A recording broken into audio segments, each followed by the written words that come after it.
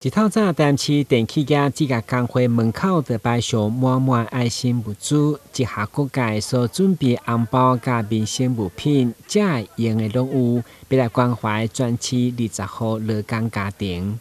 我有准备红包啦，2000块以及这个暖被啦，这用的拢有啦暖被啦、电风这个米啦个这个这沙琪玛这个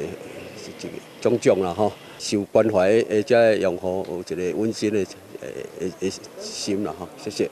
劳工局长嘛颁发感谢状，感谢电器业工会出钱出力，落实希望家园的施政理念。都送到我们这些过年需要的物资的部分，还有会送个小红包，代表为着市长一种关怀的心，到我这些弱势家庭里面给予关怀、给予鼓励的部分，也让他感到我们台南是一个有爱的城市。爱心关怀列车第一站来到住伫南区的69岁陈女士厝内，因为伊独立请用3名领有重度身心障碍囡仔。日前浙江行善团嘛曾经协助改善徛家环境，对着劳工局甲工会到处送温暖表示感谢。